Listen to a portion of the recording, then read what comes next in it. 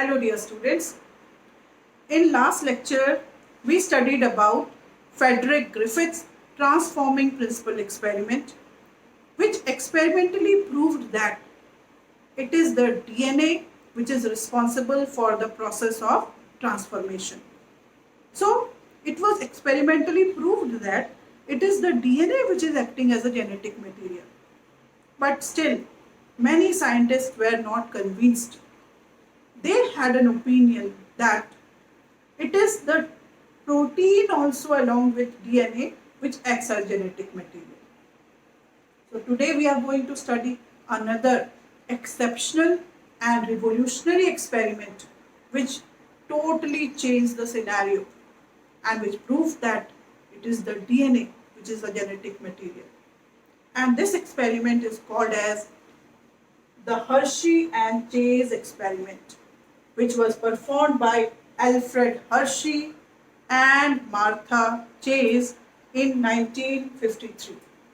For this experiment, they were awarded with Nobel Prize in 1969. So let us study the details of this experiment. This is commonly called as a blender experiment also, because they use a simple kitchen blender also in one of the steps of their experiment.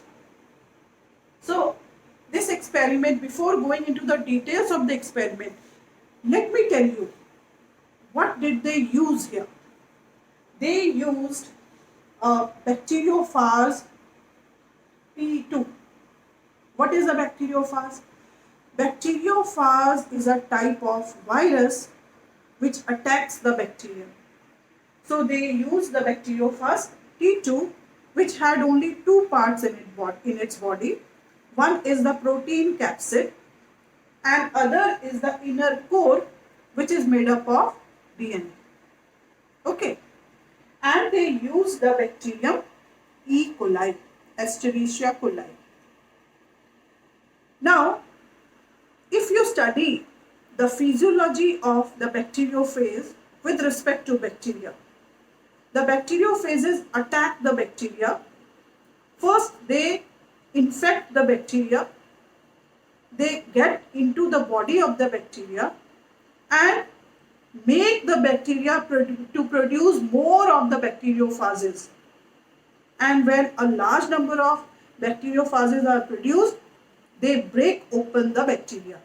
And that stage is called as lytic stage or lysis.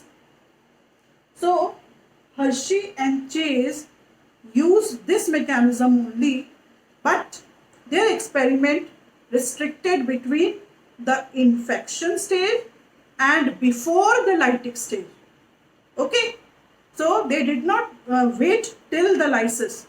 So they used the bacteriophage, infected the bacteria with the bacteriophage, and then before the lysis they used them for separating. So how did they perform? Let's go into the detail now. Now they used this bacteriophage T2. In first case, like on left side you can see here, they used radioactive S35, sulfur 35, or you can say they used radioactively labeled protein capsid, where only protein had the radioactive material S35. Whereas on right side, they used those bacteriophages which had radioactive phosphorus, that is P32. So, radioactively labeled DNA. Then they made these bacteriophages attack the bacteria. So, you can say this first stage is the infection stage. So, in the infection stage, generally it attaches to the bacteria and pushes its core into the body of the bacterium and tries to get into the machinery of the bacteria. But before that, they did not wait till the lytic stage. So they used the kitchen blender that is second stage is called blending. Why? Basically they wanted to remove whatever capsids which are attaching to the bacteria. These capsids are called as host cells.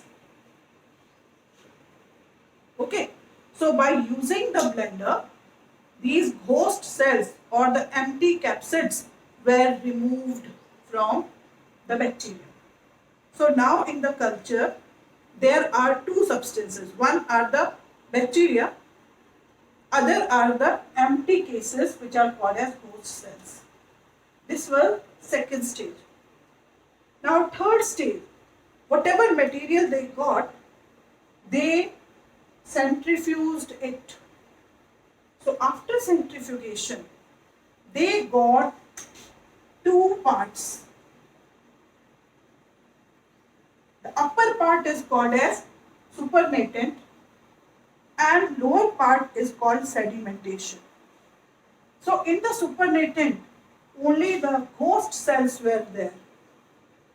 And in the supernatant, these bacterium cells were there. Okay? So this was centrifugation. Now, whatever material they got after centrifugation, now they checked for the presence of radioactivity in them. So what did they find? They found out that in this part where radioactive sulfur was used, there was no radioactive sulfur detected in the sedimentation part, or you can say the cells of the bacteria did not have any radioactive material. All the radioactive material was present only in the supernatant or the host cell, or you can say this protein did not even enter into the bacteria. So when any substance is not even entering the bacteria, how can it act as a genetic material? Now here if you see, here they saw that all the radioactive material is present only in the cells, that is in the sedimentation. There was no radioactive material present in the supernatant or host cells. This means whatever radioactive material was there, which was there only in DNA, only DNA is entering the bacterial cells. So when only DNA is entering, no protein is entering, so it is the DNA which is a genetic material. So this experiment proved that it is the DNA, not the protein, which is acting as a genetic material.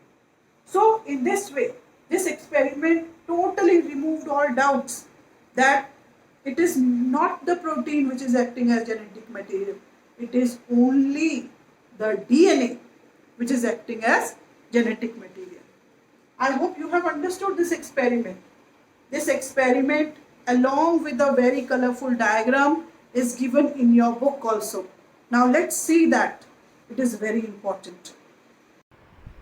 This is a diagram given in your book which is very important. You must practice this diagram. Here you can see that 3 stages are shown.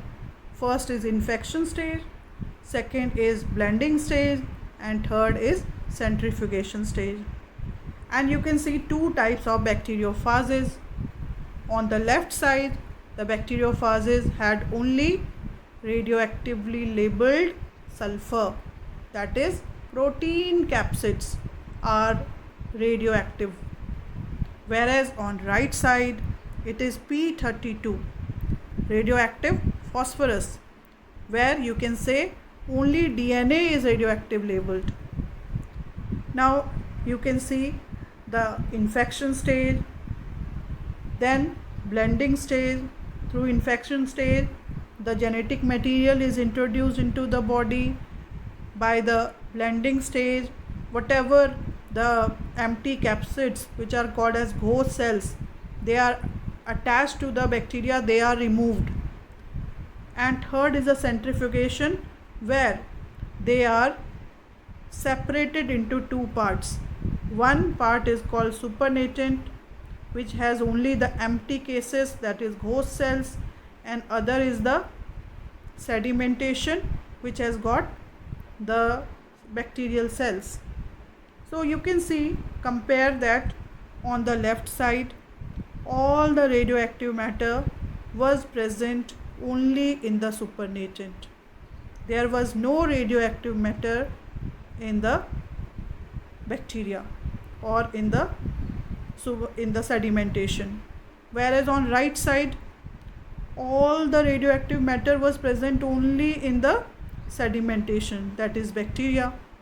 There was no radioactive matter present in the supernatant. So this experiment proved that it is only the DNA which is entering the bacterial cell. Protein is not even entering the bacterial cell. When something is not even entering the bacterial cell, how can it act as a genetic material? Only DNA is entering and acting as a genetic material. So this experiment proved a basis, a concrete evidence for proving that it is the DNA which is acting as a genetic material. Protein is not a genetic material.